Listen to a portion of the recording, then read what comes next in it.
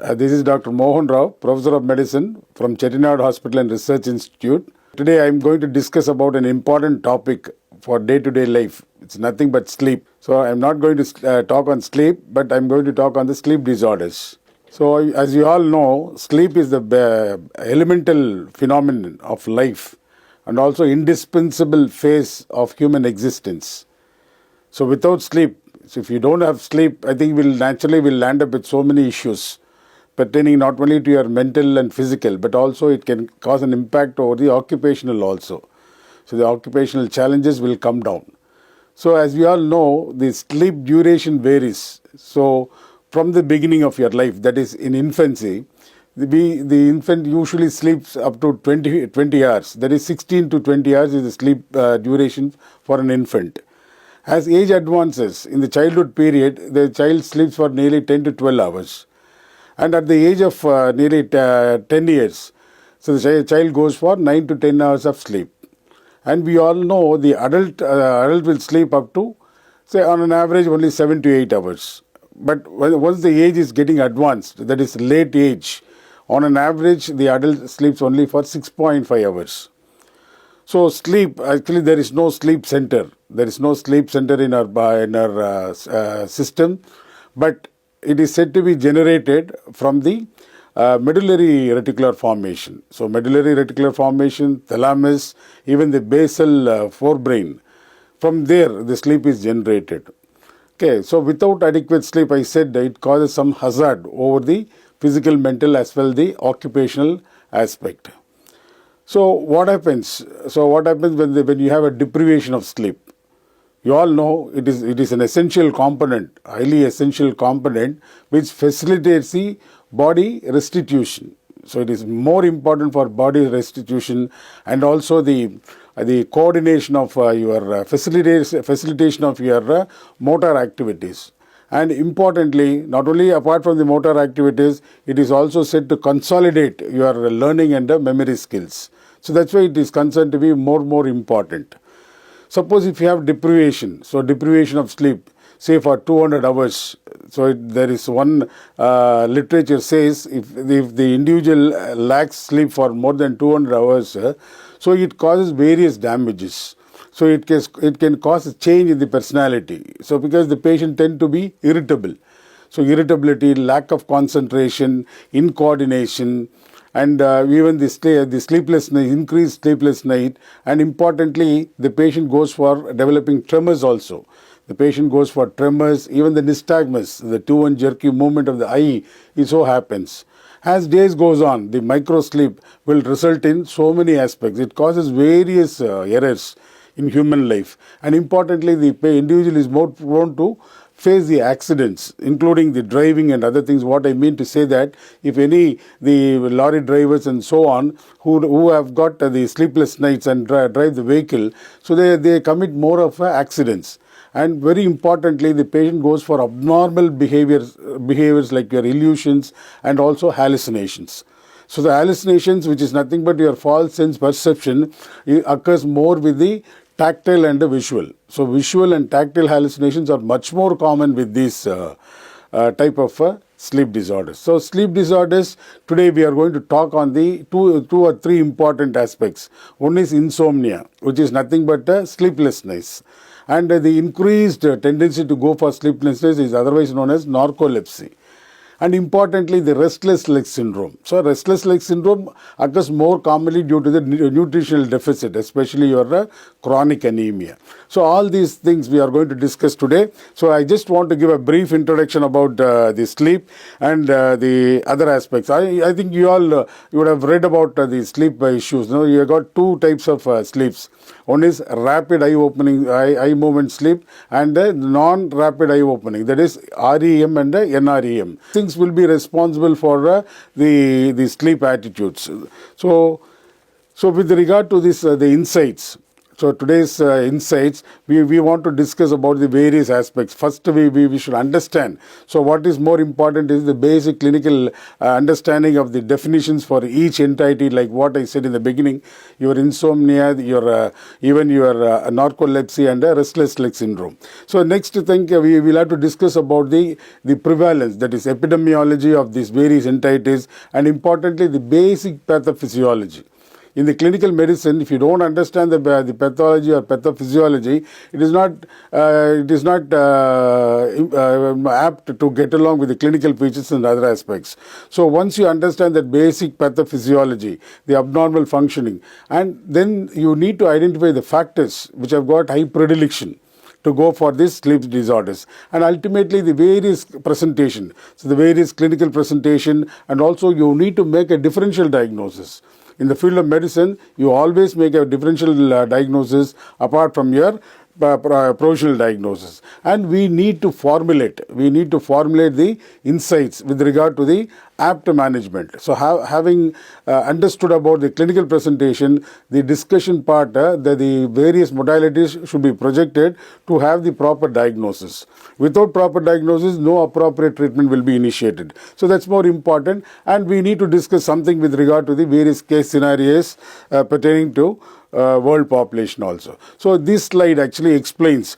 So what are the sleep disorders, which in the beginning itself I said the sleep disorders will certainly cause an impact over the not only the physical, mental, but also over the occupational health. So that's more important, no? So this will cause high morbidity and mortality that occurs globally, because once it is there, so there is an enormous pressure over the economic status, not only on the individual part, the economic status of the individual or the family. So the burden goes for the entire society also. So the global burden of economic hardships can come. Other than that, so these things, the prevalence. So what is the prevalence of these entities? It is very commonly seen in the elderly patients. So the sleep deprivation or disorders are more commonly seen in the elderly individuals, and also so much so even in the women's sector. And importantly, the other aspects like the medical and psychiatric illnesses. The illnesses, the chronic comorbid illnesses pertaining to medicine, they got an impact over the occurrence of the sleep disorders and may pose some complications also. That in turn complicates the process. And the effective treatment has to be planned in order to provide a better quality of life to the individual. And always the management of sleep disorders will involve the multidisciplinary personals. So that is important. The multidisciplinary action or the approach is very much essential to tackle this issue. And what do you mean by insomnia? So the insomnia, as I said beginning, so it is only the sleeplessness. So the sleeplessness indicates that the patient finds it very difficult to sleep and experiences the non-restorating sleep. Okay, because the patient will have ample time. In spite of adequate time, the patient will not have any sleep. So that is more important. When do you say insomnia? Especially when the patient has got sleeplessness for more than 3 nights per week, and when that is persisting for 3 months together, you call it as insomnia. So other than that, the daytime impairment, the daytime impairment following the sleeplessness is another important clinical aspect of the diagnostic criteria for insomnia, because this has got a definite impact over the functional ability of the individual. And importantly, these disorders, you need to exclude certain disorders prior to your diagnosis of your insomnia, because the other disorders, especially the psychiatric illnesses or substance abuse, all can make some issues. So we may be confused at one point of time. So for that matter, you need to differentiate each one before branding that the patient has got some insomnia. And importantly, the relevance pertaining to clinical aspect will be based on the certain classification and certain presentation. So the comorbid illnesses, especially the chronic illnesses like your malignancy and so on, should be ruled out in order to improve the patient's outcome. So these are all the important aspects that we need to explore. And importantly, when you consider about the incidence and prevalence, as I said in the beginning, it is more prevalent among women and elderly individuals. It is said around 20% of the global population are affected with this disorder that is called insomnia. And importantly, the various comorbidities pertaining especially to the cardiovascular and other metabolic, especially the diabetes mellitus, have got a direct impact over this insomnia. And importantly, this particular deficit, this particular form of sleep disorder is more commonly seen among the shift workers. So especially the software engineers and all other, even the medical and other paramedical individuals who work on shift basis, they are more prone to be affected with this particular aspect. And importantly, it causes a challenge, it causes enormous pressure over the economic aspect because because it is going to cause some repeated visits to the hospital, and taking the drugs for a longer period will cause some economic hardships also, because you will have to focus. So the targeted therapy is more important in the aspect of insomnia. And other than that, we need to understand the correlation. We need to understand the correlation between the biology and also the behavioral aspect of the individual, because these things are multifactorial. As I said in the beginning, it is a multifactorial issue. So it has got a definite interaction between the biological aspects and also the behavioral aspects, and so much so the psychological aspects. So what are the important, the neurobiological? One is GABA. So GABA, aminobutyric acid, and also the hypothalamic pituitary adrenal axis play a very important role apart from the sympathetic activity. So these are all very, very important. So the lower GABA, it leads on to the weakness that weakens the inhibitions, and it will worsen the insomnia. And the axis, especially the hypothalamic adrenal axis, definitely interrupts the sleep pattern, and it causes hyperarousal also. The hyperarousal is nothing but the periodical wakefulness also. So how about the sympathetic activity? So sympathetic activity has got more predilection to cause some inflammatory changes. So these inflammatory responses can result in the alteration or disruption of the sleep pattern. So here the behavioral disorders, so definitely promotes the insomnia, and the more important is only the stress, the day-to-day stress, and the habits. The poor habits has got a definite role apart from the other aspects of the individual. So you will have to identify. So you will have to identify the high risk group. So what are the risk factors or high risk factors which predisposes for this particular sleep disorder? First and foremost, I said the stress. The psychological stress plays an important role apart from the disorders, psychological disorder like your dementia, depression, and so on, even the anxiety, and the metabolic disorders, chronic illnesses like your diabetes, even the heart failure, cardiometabolic. More important is your heart failure and coronary artery disease. So they play an important role, and it causes a definite impact over the insomnia. And importantly, the poor hygiene. So the poor hygiene in the sense, so lack of adapting. The individual has to practice the adaptation of sleep. That is very, very important. The sleep hygiene is very much important to avoid this insomnia. And importantly, the other substance abuse, especially the patients who are more addicted to certain drugs and other smoke and other things. So they have the poor quality of sleep also. And importantly, the shift workers. So shift workers, especially the software engineers, the medical and paramedical individuals, will have a change in the circadian rhythm. So that's very important, because sleep actually reflects the 24 hours circadian rhythm only. And importantly, when the patient has got some difficulty in initiating and also maintaining the sleep, that also plays an important role and causes the risk factor for insomnia. And the daytime impairment. So following your sleeplessness, your daytime activity is going to be impaired. That is quite natural. So the impairment in day-to-day life or daytime activities will pose an impact over the insomnia. And what are the assessment? So how to assess for this insomnia to make an appropriate diagnosis? The list is enlisted for really 6. Number 1 is the diary.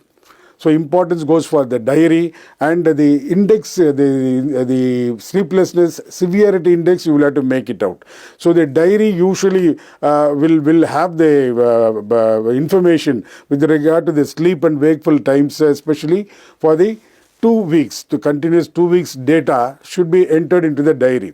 So next to the insomnia. The insomnia severity index ought to be endorsed, which is an important tool, So the 7-item tool is very, very important. Apart from there is one more called Epworth. So Epworth scale is another important tool to make an entry with regard to the daytime sleepiness. And the mental health. So the mental health screening ought to be done with the two important things. What is given in the slide is that GAT-7 and PHQ-9.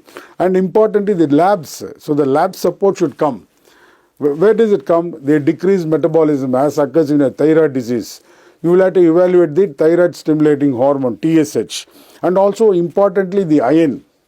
Iron is an essential trace element, so the deficit will definitely cause an impact, especially over the restless leg syndrome, what is going to be discussed now. And importantly, the other important parameter is only the PSG. PSG is nothing but the polysomnography. The polysomnography usually helps to evaluate the sleep apneas as occurs in the obstructive sleep apnea and so on. So these are all the important tools that you need to keep it in your mind, before before approaching a case of insomnia. So what are the things that ought to be ruled out? I told in the beginning, prior to make a diagnosis, you need to make a differential diagnosis. So these things, I said, the OSA plays a very important role. Obstructive sleep apnea is another important, and restless leg syndrome that I said, it is mainly caused due to the nutritional deficit, that to the trace element of your iron. And you need to eliminate the mood disorders, especially the anxiety disorders. So anxiety disorders and the chronic depressive disorders, you need to rule out. And other than that, the circadian rhythm has to be assessed and evaluated in order to differentiate insomnia also. And more importantly, the medication history.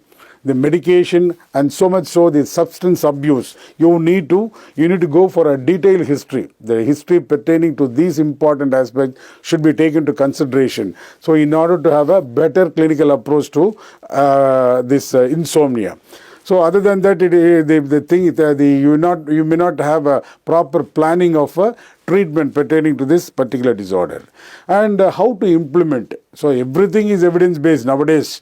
So there is no escape, you will have to have an evidence-based medicine, and it can have both pharmacological and non-pharmacological also. So what are the non-pharmacological aspects of management? So there are certain things, the cognitive-based test, that CBTA is nothing but your cognitive based. So this is important to have this sleep restriction. So this will have the stimulus, So this will have a stimulus control, and also it will restrict the sleep so much so it is highly useful for relaxation also. So better before your sleep, it will have some relaxation also. The stimulus. So what is important? The stimulus is your bedroom. Your bed itself should make some stimulus.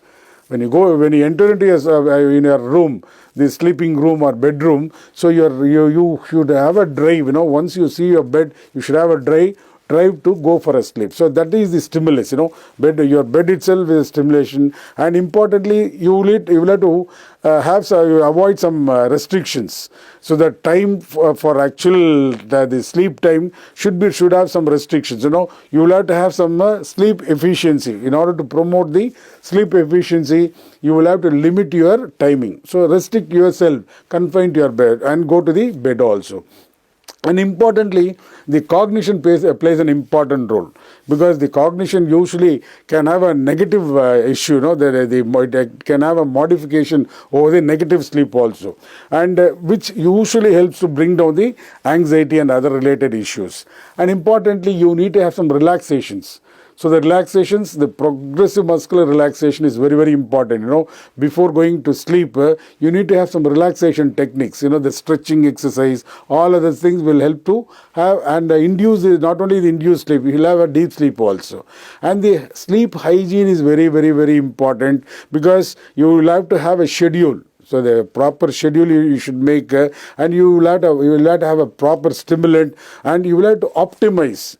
So you will have to optimize the environment. So in order to have a better sleep. So all those things are important in the aspect with regard to the non-pharmacological aspect. So how about the drug therapy? The pharmacotherapy and drug therapy, they have some merits and demerits also, but it is definitely indicated, it is definitely indicated to overcome this issue. And first and foremost, you will have to submit the patient for behavioral therapy. The cognitive aspect should be improved. Cognitive aspects are nothing but your intelligent memory and other aspects. So try to overcome the insomnia by adopting more of behavioral therapy. That is more important. Other than that, the hypnotics. So the hypnotics are more commonly employed in the management of your insomnia, especially the drugs like your zolpidem. So the zolpidem, zalepion and melatonin receptor agonist. Very, very important drug is melatonin, and SZO, and other one is esopiclozone, and all are important because the doxepin usually is started with a low dose, then this dose is stepped up based on the requirement. And other drugs, other off-label agents also to be used, like your amitriptyline.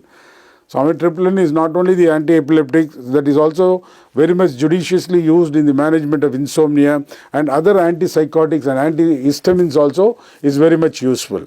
And you will have to have the intention to have a better consideration, because most of the drugs will cause some ill effects. Most of the drugs. So you will have to be very, very careful to avoid certain important clinical aspects. The drug should not impair the cognitive ability, important, and should not have any amnesias, selective loss of memory sometimes. And importantly, there should be no rebound insomnia.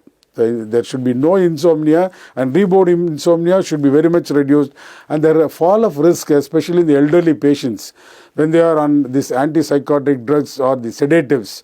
Usually they tend to have falls, frequent falls, with which when they sustain some head injuries, it is life threatening. So you need to be very, very cautious and judicial in the dosage and the use of drugs also. You will have to have a periodical monitoring and reviews.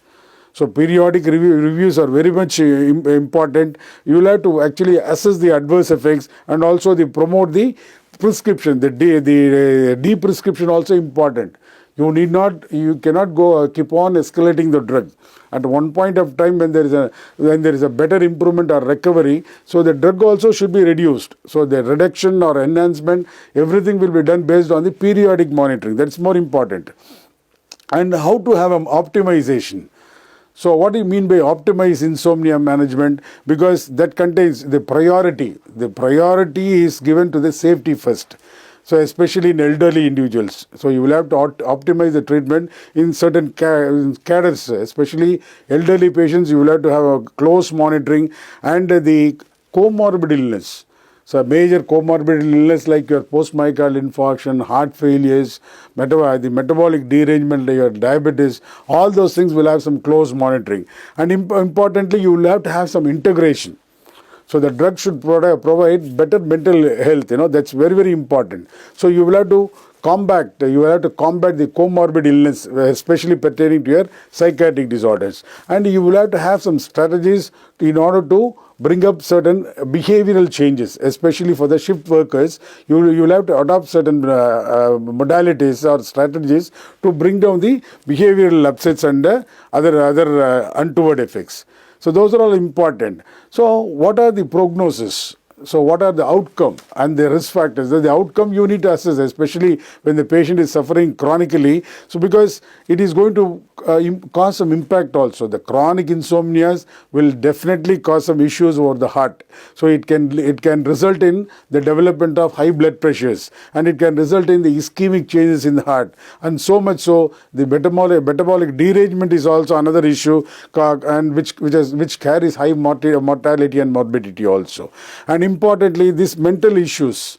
So the mental issue is totally paralyzed, especially the triggering of your anxiety disorder or depression can also be a part of your treatment. So that you need to be ready to tackle also. You need to provide, your ultimate aim is to provide a good quality of life to the individual.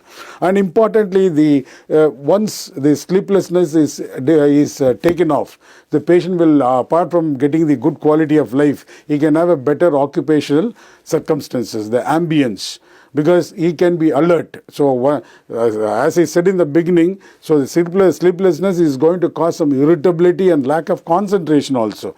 With that, there will be a reduction in the performance.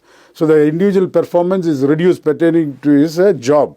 So the occupational accidents also avoided. As I said in the beginning, especially in patients with driving profession. So when the micro sleep is a problem, they are more prone for accidents, more prone to commit accidents. So those things can be lowered, by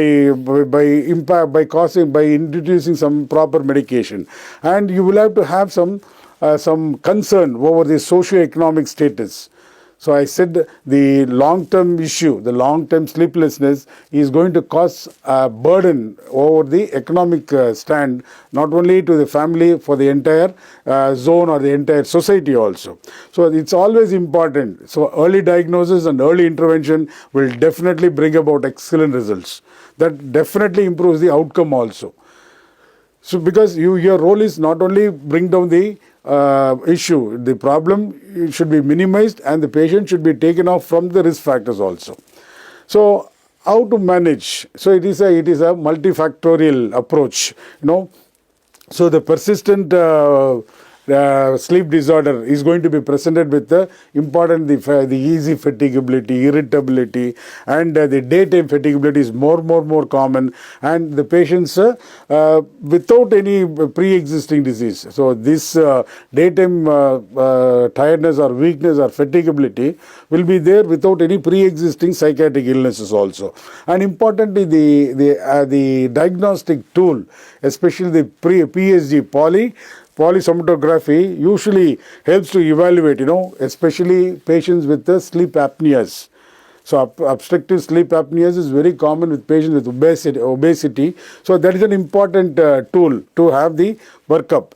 And you need to advocate. So the early pharmacological treatment, and importantly, the cognitive behavior or the behavioral therapy should be instituted little early. You will have to implement, in order to have better outcome. And importantly, the efficiency, the treatment to have a better sleep efficiency should be planned.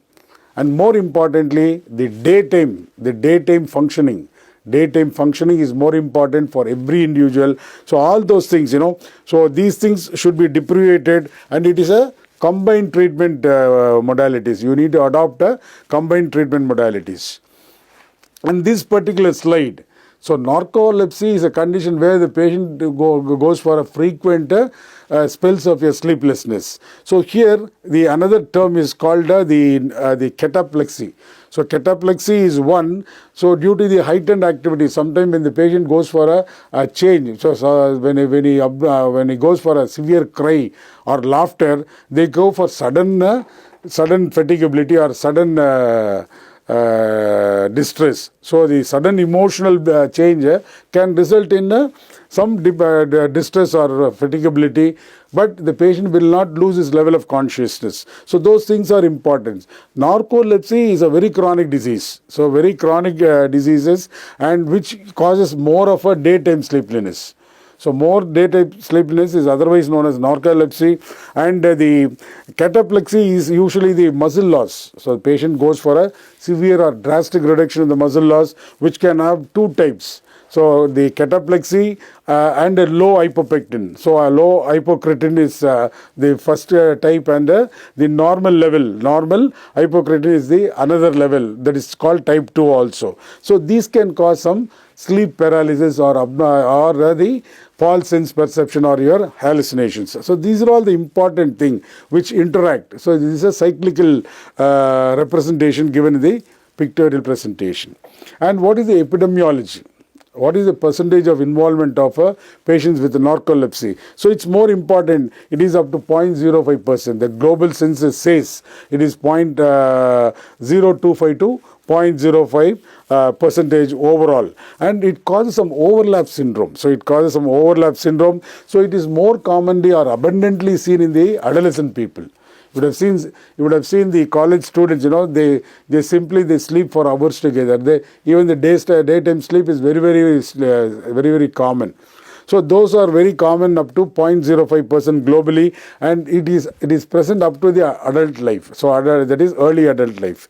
And these two important the neurons, the autoimmune destruction. Usually the hypothalamic neurons, they produce this both hypocretin and also the orexin. So these essential neuropeptides, will actually they are responsible for the regulation of this wakefulness.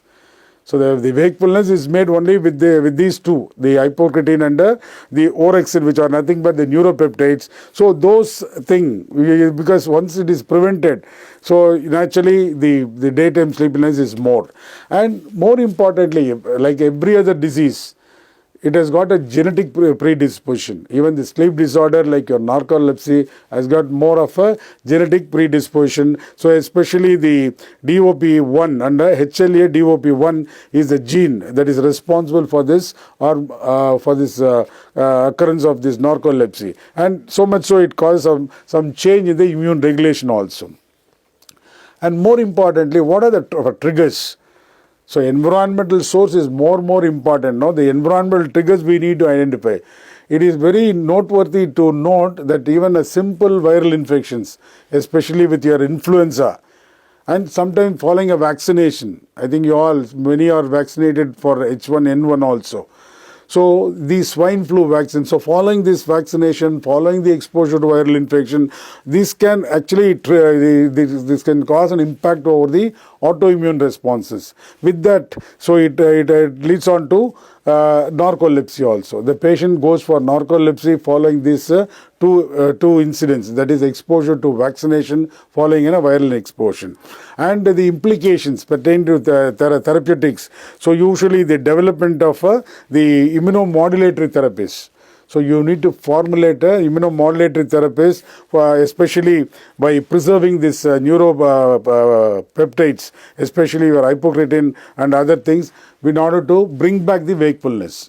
You will have to restore the wakefulness by preserving this the neuropeptides. More important.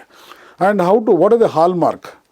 So the hallmark is given clearly, the daytime sleepiness, that what we discussed in the beginning. So the patient goes for the monotonous activities.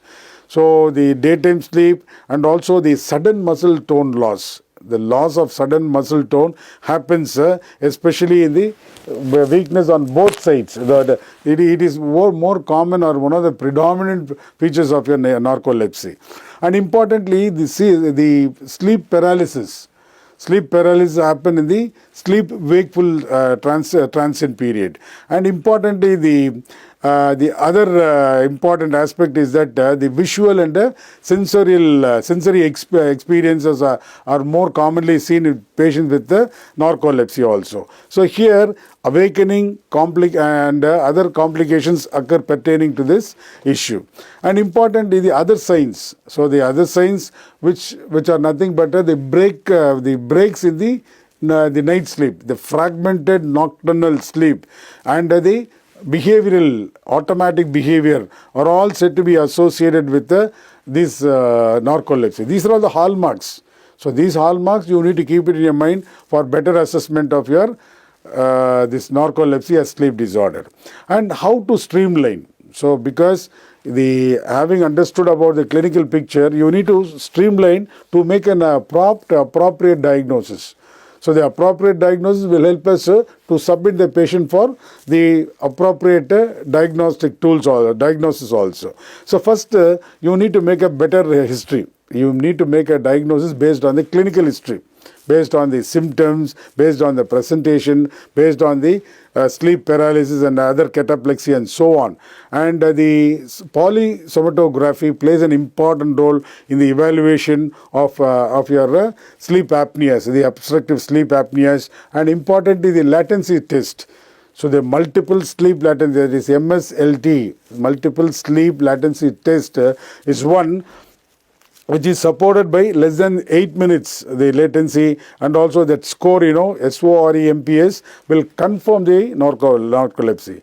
And when the diagnosis is little obscure, so when it is not very much clear, so you will have to take some CSF also. The CSF, in which the neuropeptides are evaluated. The hypocretin measurement from the CSF is another important diagnostic, but it is not done as a routine, but only in doubtful cases who lacks a definite diagnosis of this narcolepsy.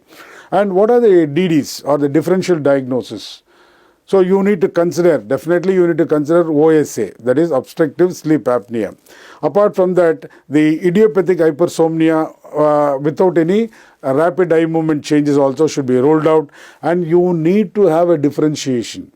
Definitely the psychiatric illnesses like your depression should be ruled out prior to your diagnosis of your narcolepsy. And importantly, the patients on other substance abuse. So the substance abuse like your the other drugs of addiction or the other smokes, marijuana and other smokes. So you need to differentiate that substance abuse. And importantly, the seizure disorders, because many at times we will be confused with the narcolepsy because the patient will be in the post-ictal confusions. So in that way you need to consider to rule out any seizure disorders, and also the comprehensive evaluation is more important. You need to adopt only the comprehensive evaluation so that everything will be streamlined. So the multidisciplinary approach will be appropriate only when you make an attempt in a methodical mode. And how to have an integration. How to integrate this behavioral therapy and also the pharmacological therapy. So importantly, the behavioral interventions, because the sleep-wake schedule, so the structured sleep-wakeful schedule you should make, and it should be endorsed in the diary, what we said in the beginning. And definitely you need to provide some psychological support. Apart from that, there is a role for pharmacological drugs also. The first line goes because the ornamental, the modafinil and both are drugs of choice in the daytime sleep. And importantly, other other useful drugs are your pitolisant, which targets the histamine receptors. And other antidepressants, so other antidepressants like your venlafaxine and fluoxetine will definitely bring about the cataplexy and also the rapid eye movement related symptoms. So these are all the important drugs in the management of your narcolepsy. And having understood about something about the narcolepsy, so we need to evaluate the prognosis. So what is the prognosis, or what is the long-term benefit or the long-term issues with regard to this narcolepsy? Because it is going to be there for lifetime. It's a lifelong issue, and patients are going to be presented with the recurrent symptoms of your daytime sleepiness and cataplexy, but you need to have an evaluation. So the evaluation should be made under the risk factors. So the risk factors pertaining to your psychiatric illnesses will definitely be the target. And other than that, the social and other influences, the social and occupational challenges should have been focused, in order to, because there should not be any impairment in the work performance. The ultimate goal is to avoid the impairment pertaining to your work performance.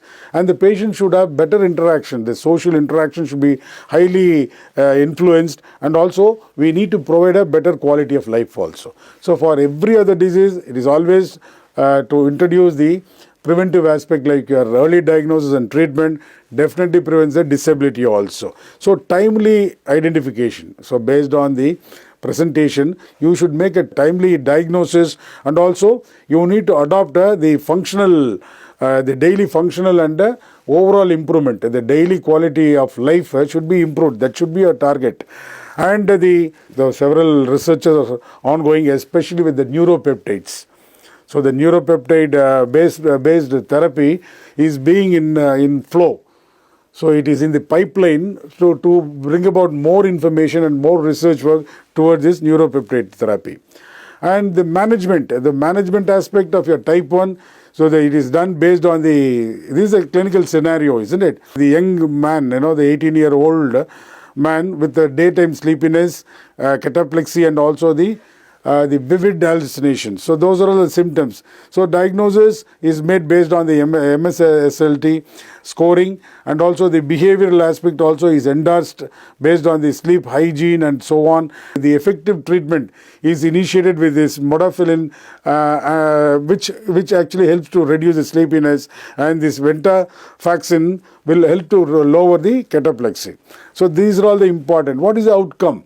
So the outcome is the patient will have a marked reduction. So marked reduction in the sleeplessness. So he will improve. So once at the age of 18, if the sleeplessness is reduced much more, so he will have better performance. So the academic performance is better, and he is going to adopt with the society also. So what is the insight?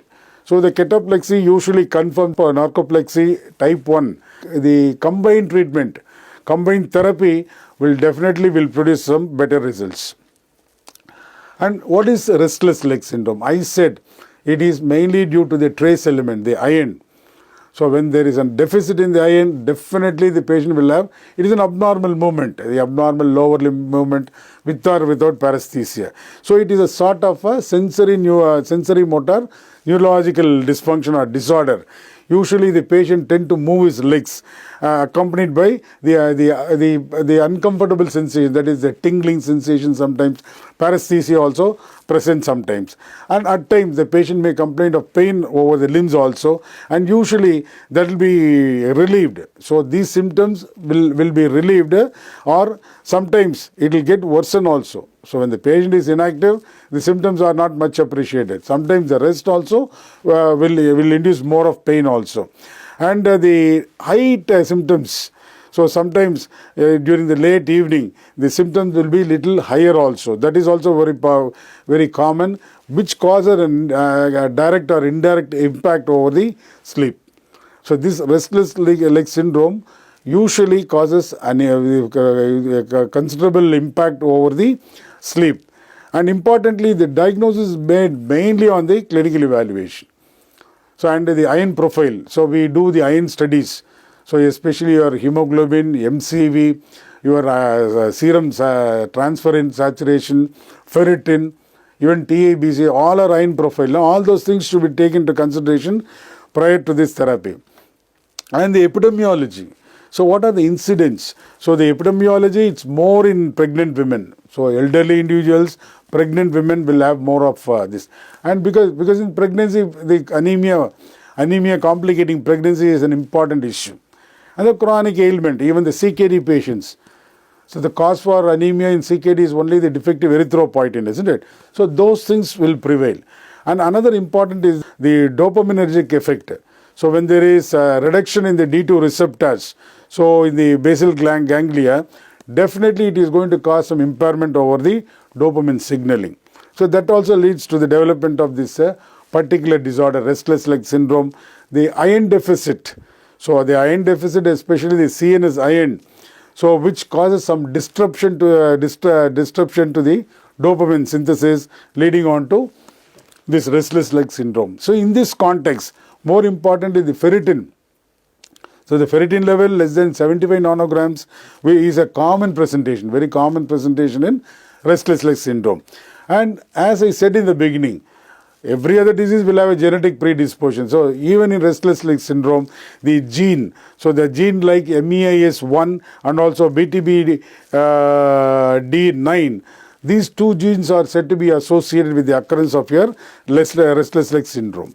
And the features, what are the features that will make us to suspect or make a diagnosis of restless? The sensory component. So the patient is going to complain of the tingling sensation. Sometimes they'll say some insect is crawling on my limb. So the crawling sensation or the tingling sensation, sometimes the burning sensation over the feet, all will make us to suspect about the sensory disturbances in a patient with suspected restless leg syndrome. And importantly, the timing. So the symptoms usually begin in the resting stage, and it may worsen during the late evening and many times during night, which causes an impact over the sleep. What is more important is, so it temporarily relieved. It temporarily relieved with certain movements also. Another important thing is the impact on the sleep. So because the patient the patient will have a difficulty in going for sleep is another important thing, and usually the daytime fatigueness following the sleeplessness is very common in a restless leg syndrome. And importantly, 80% of the patients, the periodic limb movement in sleep and the involuntary limb movement. So all those things will be evaluated with your PSG.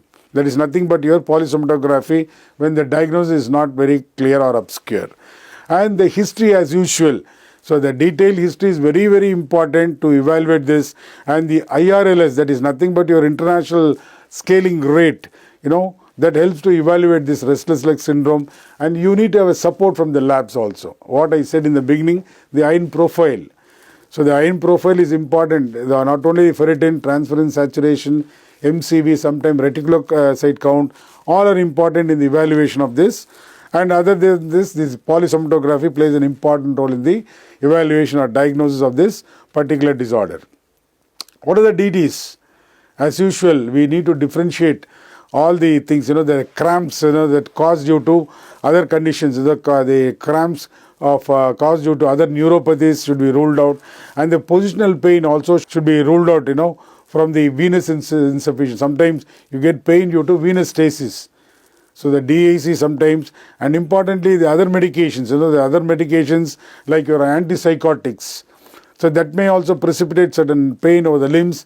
Patient tends to go for sleep apnea sometimes. So especially in condition like your obstructive sleep apnea as occurs in obesity, and these things will worsen the symptoms also. And the chronic kidney disease, wherein the erythropoietin defect can cause anemia. So this is another important thing, not only in CKD but also end-stage renal disease and patients with chronic mental illnesses. So they may have an impact over the quality of life, mimicking your restless leg syndrome. How about the cardiovascular? Yes, definitely the cardiovascular risk or the diseases will have to be ruled out in order to have a better focus on the this particular restless leg syndrome also. So all other disease, the history taking and proper investigations are very, very important to rule out this restless leg syndrome. So what is the basic strategies? So what are the strategies that are important? You will have to rule out the underlying causes. So always consider the underlying causes. Importantly, the ferritin level below 75 nanogram is very important, and you just check with the medication also whether the patient has discontinued the medication, such as the SSRIs, serotonin reuptake inhibitors, and also the other antihistamines, which can sometimes exacerbate the restless leg syndrome also. So non-pharmacological. So what are the non-pharmacological? Because you will have to have a stretching exercise. So prior to your retirement to the bed, you will have to do some with the stretching exercise, and also the cold baths. Use hot and cold baths for better vasodilatation, and the compressions, the pneumatic compressions also are highly useful, in order to have a better sleep hygiene and also improve the symptoms. And importantly, the drug management. So the common drugs what we use to treat this neurological disorder, especially the gabapentin, the pregabalin is the recent one, given in the dose of 75 milligram BD or OD or gabapentin will definitely elevate the pain, and it will minimize the tingling sensation and other neurological issues. And the other dopaminergic agents like your pramipexole and this ropinirole all will have a better effect over the control of your restless leg syndrome. And the carbamazepine, very good old drug. These things will cause some additional benefit over the treatment of your restless leg syndrome. So how about the modulatory therapy?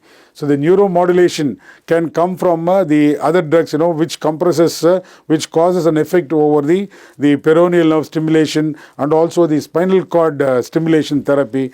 All plays an important or major role in the treatment of your restless leg syndrome.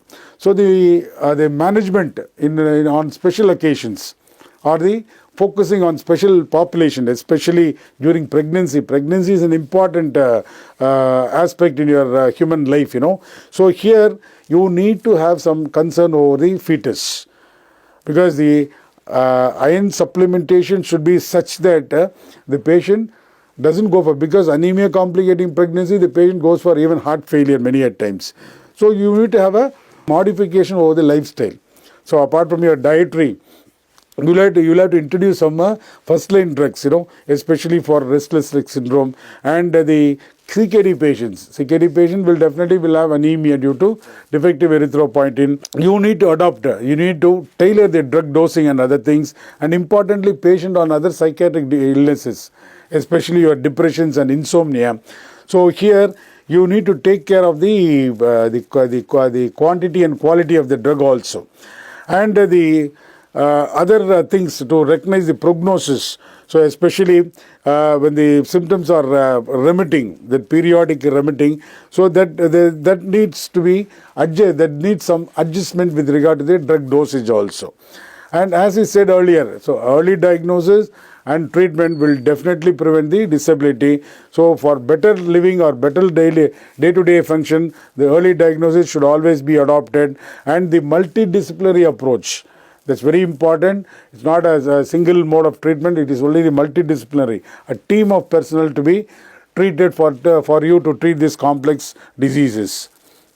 And what are the other things that we need to check with the challenges? The clinical challenges, what we face is the newer modalities. So the improvement can come with the stellate ganglion blocker injectors, especially in CKD patients. Introduction of the stellate ganglion blocker usually will have a better improvement or the recovery for the refractory, because in spite of all other therapy, sometimes that they can go for a refractory state. So for that matter, the stellate ganglion blockers are so much employed, and the behavioral management it's more important, especially in younger individuals. The behavioral therapy is more important non-pharmacological approach. And the case studies have been happened for these three important sleep disorders, like your insomnia, narcolepsy, and also the restless syndrome. So this algorithm, this is an algorithm to make a better diagnosis and better approach. So first you should make a clinical presentation, better understanding of your clinical presentation and the challenges pertaining to your diagnosis. And the other one is you will have to analyze, there should be a critical analysis. So critical analysis should be focused based on the evidence. So and another important thing, you will have to identify the genetic factors. You will have to identify not only genetic but also the environmental and other comorbid factors. So you need to adopt the case insights. You need to adopt the case insights for betterment of the individual care and promote the diagnostic approach. The acumen or the diagnostic acumen should be enhanced, and importantly, you need to follow the current guidelines and other innovative therapies. Other innovative therapy like spinal cord stimulation should also be considered, and always adopt the multidisciplinary approach for the complex cases, and also the awareness. You need to create an awareness, increase the awareness, especially, and focus over the research.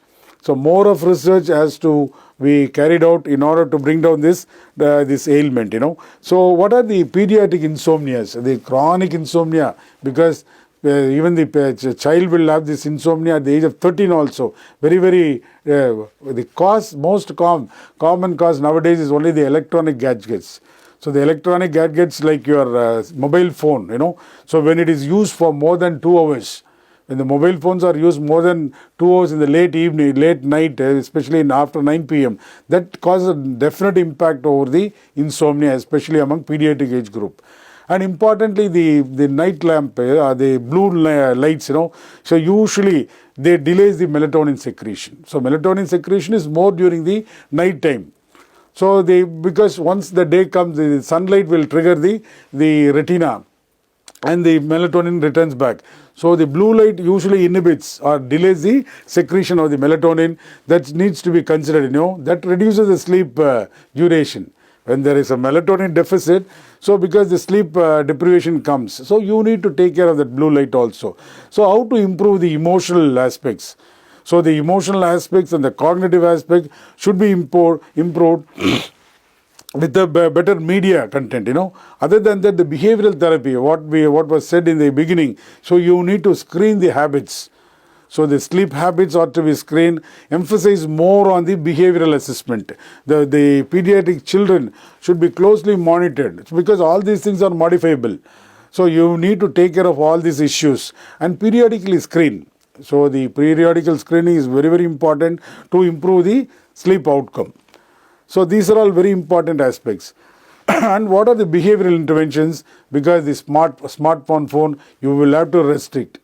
So the restriction of smartphone is very, very essential, that too after the period. So after 9 p.m., this child should not open up the phone. And education pertaining to the sleep hygiene is very, very important, and the monitoring is more important. The sleep outcome monitoring is to be especially closely monitored within 2 weeks, what I said in the beginning. And the benefits, will be actually will improve only after 16 weeks. So the periodic monitoring, periodic assessment comes after 16 weeks only. So with long-term efficacy and safety. And the involvement of family, it's always important, So involvement and so the family support will help to help to overcome the behavioral changes also.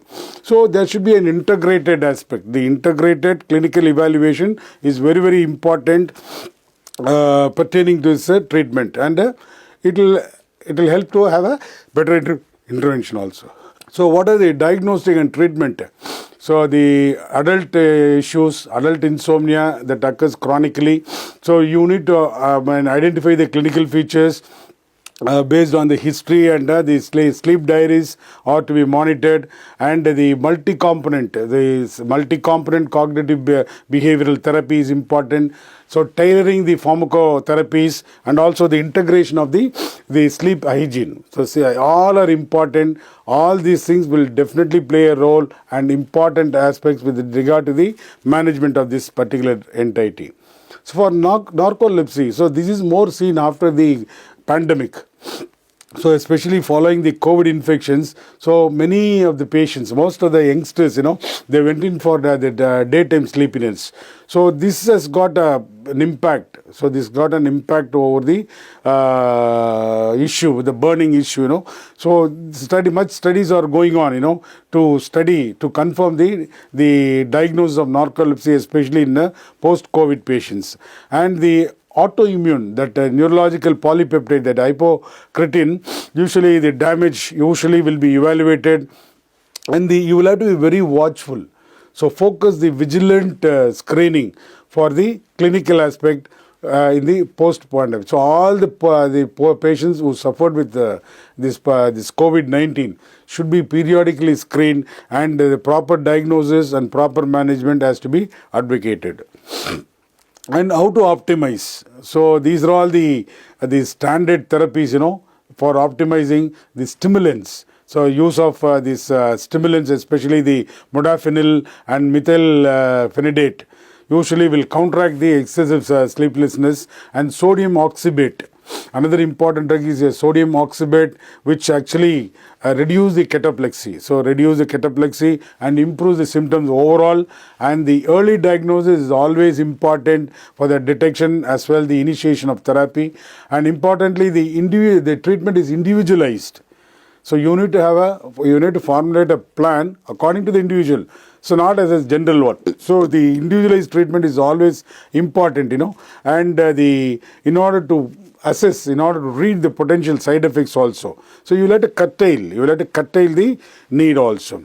And importantly, the narcolepsy care, more to be focused on the post-COVID patients, because these patients are more prone for the sleep disorders, and the periodical monitoring, periodic evaluation is more important. You always have a close monitoring and safe use of the drugs. The drugs should be selected very safely to avoid all the ill effects or side effects. So the genetic links. So with regard to restless leg syndrome, the genetic links also should be evaluated. So the familial restless leg syndromes with the genetic mutations should be evaluated, and the pathogenesis pertaining to hereditary component should also be evaluated, and the dopaminergic symptomatic treatment.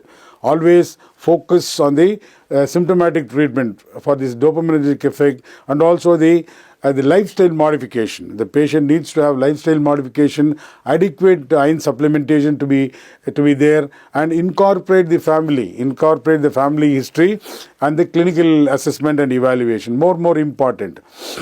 And what are the stellate ganglion blockers? So because this is very, very useful for the patients who are refractory to this routine treatment in restless leg syndrome, the importance goes for the focusing much on the nephrotic syndrome. Much to be focused on the nephrotic syndrome, and marked symptoms will improve in the due course, validating the block's potential efficacy, and importantly the interventions. So the administration of stellate ganglion as a cutting edge, so in the therapeutic option, and also the other clinical significance, so which will highlight more on the stellate ganglion blockers. So that usually emphasizes the necessity for multidisciplinary approach. So I think this we have come to the end, and the MCQs will be shared to the students. So here ends our topic, an important topic in day-to-day practice in human life. The sleep is a more essential component of your day-to-day activity. The deprivation causes so much impact on the physical, mental, as well the occupational health. So very, very important. See that we refresh with the subject periodically, and much more research is important in the outcome of this disease. Thank you so much.